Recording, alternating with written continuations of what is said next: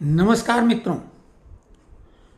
पेंशनरों और कर्मचारियों के लिए वैसे तो कोई विशेष ताज़ा जानकारी नहीं है, लेकिन फिर भी जो खबरें चलाई जा रही हैं बिना कोई तथ्यों के, लेकिन इतनी ज़ोर शोर से खबरें चलाई जा रही हैं कि यूट्यूबर और कुछ छुटभइये चैनल अपने धंधेबाजी में लगे हुए हैं। आपने देखा जितने भी बड़े श्रमिक नेता हैं उनके इंटरव्यू जोर शोर से आ रहे हैं और यूट्यूबर अपने सब्सक्राइबर बढ़ा रहे हैं और खूब उनको लोग देख रहे हैं। भाई, आपको ये पूरी कवायद सरकार के सामने करना है। सरकार से आशय है कि जो प्लेटफॉर्म आपको मिलेगा ये टीवी चैनलों में या ये यूट्यूब चैनलों में आपको अपनी तर्क शक्ति या मांगे रख के कुछ मिलने वाला नहीं है।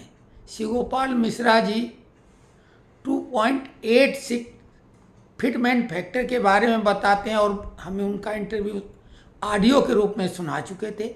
लेकिन अभी पूर्व वित्त सचिव सुभाष चंद्र गर्ग जी का इंटरव्यू जो न्यूज़ तक, अब ये तक वाले सरकार विरोधी हैं, और जिस तरह से उनका इंटरव्यू आया और वो खिल्ली उड़ाते नजर आ रहे हैं सरकार की आर्थिक स्थिति की कि 2047 तक देश विकसित राष्ट्र बन जाएगा। खिल्ली उड़ा रहे हैं, मतलब उन्हें कोई भरोसा नहीं, नकारात्मक सोच। और ये भी बोलते हैं हमें कुछ मालूम नहीं है, हम अनुमान के आधार पे बात करें क्योंकि हमें मालूम कुछ भी नहीं। अरे जब नहीं मालूम तो अनुमान तो कोई भी लगाया जा सकता है। और हम तुम्हारा शब्द बोल रहे हैं क्योंकि उम्र में हमसे वो बड़े नहीं हैं और बेवकूफ़ीपूर्ण बातें कर रहे हैं। 2.86 फिटमेंट फैक्टर की हवा ये लोग चला रहे हैं जानबूझ के, ताकि उन्हें खुद मालूम होगा कि इतना मिलेगा नहीं तो सरकार को घेरेंगे और कोसेंगे। भाई, ये 2.86 कहाँ से लेके आ गए हो ये बता दो। साथ में पे कमीशन में फिटमेंट फैक्टर 2.57 था, जबकि महंगाई भत्ता 120% हो गया था। वर्तमान में उसका आधा भी महंगाई भत्ता नहीं हुआ, 58%। ऐसे में 2.57 ही लॉजिकली सही नहीं है, तब 2.86 की बात किस आधार पर कर रहे हो? कुछ तर्क भी तो देना पड़ेगा। कुछ भी मुँह उठा के बोल दोगे क्या? तो इस तरह के बेवकूफ़ीपूर्ण इंटरव्यू दिए जा रहे हैं, लिए जा रहे हैं। सरकार के खिलाफ ये एक षड्यंत्र व्यूह रचना के रूप में रचा जा रहा है। विदेशी फंडिंग के द्वारा इनके मुंह में नोट डाले जा रहे हैं। चैनलों को तो बहुत मज़ा आ गया है क्योंकि हम देखे कई छुटभइये चैनल वही शेयर कर रहे हैं उनके इंटरव्यू। तो आपको बता दें, ये सुभाष चंद्र गर्ग जी हालांकि इसी एनडीए सरकार में वित्त सचिव रहे हैं 12 जुलाई 17 से 26 जुलाई 20 तक, और इन्होंने सेवानिवृत्ति के पहले इन्हें वहाँ से हटा दिया गया था और ऊर्जा विभाग में इनको बना दिया गया था सचिव। तो अनुमान लगा लो जो व्यक्ति सही परफॉर्मेंस न दे पाया हो तो वो तो खींचा हुआ ही होगा। तो खैर वो छोड़िए, हमने टंके की चोट पे जो बात कही थी फिर दोहरा रहे हैं कि 2% यानी जो वर्तमान बेसिक पे या बेसिक पेंशन है उससे डबल से ज़्यादा संभव नहीं है। चमत्कार होगा 2.28 का। अब पे कमीशन के नाम पर TOR की बात की जा रही, टर्म्स ऑफ रेफरेंस। उसमें उस एक जैसे मीटिंग के एजेंडा पॉइंट होते हैं, तो इसके आधारभूत जो मुख्य बिंदु कहो, मुख्य बातें हैं वो तय कर ली जाएंगी। हेडिंग एक तरह से कि ये मुद्दे, और उन्हीं पे विस्तार पूर्वक बार्गेनिंग होगी या यूँ कहो चर्चा होगी। तो अभी एक चर्चा और चलाई जा रही कि पिछले पे कमीशन में कई भत्ते बंद कर दिए गए थे।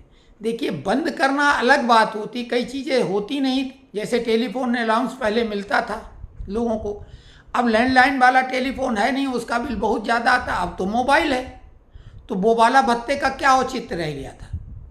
मोबाइल दे दिया गया और जो आपका आएगा तो वो उसमें हो जाएगा, पोस्ट पेड वाला मामला है। तो खैर बहुत सारे भत्ते क्लब्ड कर दिए जाते हैं, बंद कुछ नहीं किया जाता है, क्लब्ड कर दिए जाते हैं। ज़रूरत के हिसाब से चीज़ें बनती और ख़त्म होती रहती हैं। तो कुल मिला के आपको जो हम बताने जा रहे हैं कि ये जो इंटरव्यू चल रहे हैं धुआंधार, उनका कोई बहुत औचित्य है नहीं। उन्होंने ये भी कहा कि देखिए वित्त सचिव होके जो बात कर रहे हैं वो कह रहे हैं कि हमारा मानना ये है कि सरकार ने दिल्ली चुनाव के पहले वेतन आयोग की घोषणा तो कर दी, लेकिन अब उसका गठन ही नहीं करेगी और अपनी तरफ से 1 जनवरी 2026 से ऐसे वेतन रिवाइज कर देगी। तो श्रीमान गर्ग साहब, जब घोषणा सरकार ने कर दी और नोटिफिकेशन उसका जारी हो गया, दूसरे विभागों से अधिकारी और कर्मचारियों की नियुक्ति के लिए भी उन्होंने आदेश किया। अभी पर्याप्त स्टाफ जो उन्हें चाहिए, जैसा क्षमतावान वो अभी भी नहीं मिला है। तो थोड़ी देर होती, इसमें कौन सी बड़ी बात है। केवल 7वां पे कमीशन समय से बहुत पहले कांग्रेस ने घोषणा कर दी थी, यूपीए सरकार ने चुनाव के लिए, अन्यथा हर पे कमीशन की रिपोर्ट बाद में ही आई है। तो इसमें कौन सी अजूबा की बात कर रहे हो। ये जो 7वां पे कमीशन इसलिए था क्योंकि कांग्रेस को पक्के तौर से मालूम था वो चुनाव हारेगी, इसलिए सारे दांव पेच उन्होंने लगाए थे, ठीक है ना। और हर 10 साल बाद पे कमीशन कांग्रेस के टाइम में नहीं आया है। 3rd पे कमीशन 73 में, तो 4th 86 में आया था, 13 साल बाद। तो ये सब बातें तो बात की बात हैं, लेकिन एक मुद्दा और बहुत जोर शोर से यूट्यूबर चला रहे हैं बड़े वाले। डीए में भयंकर जंप आ गया। डीए में नहीं, एआईसीपीआई के जो आंकड़े बढ़ते हैं और वो सीधे एक फार्मूला है, उसके तहत डीए बढ़ता है। और बोला कि 0.5% बढ़ गया। 0.5% एआईसीपीआई नहीं, 1.5% बढ़ गया। जैसा कि आपको मालूम है कि जून में 145 एआईसीपीआई था, जो कि जुलाई में बढ़ के 146.5 हो गया, यानी 1.5 पॉइंट बढ़ा है। लेकिन डीए में कितनी वृद्धि हुई। डीए 58.18% था, जो कि बढ़ के 58.52, यानी 0.34% बढ़ा, यानी 1.5% एआईसीपीआई के बढ़ने के बाद 0.34 डीए बढ़ा। अगर इसी गति से बढ़ता रहा डीए 0.34 के हिसाब से, तो जनवरी में 2% ही होगा। और जैसा कि हमने कहा, पे कमीशन जनवरी से लागू होगा तो जनवरी में डीए 0 हो जाएगा।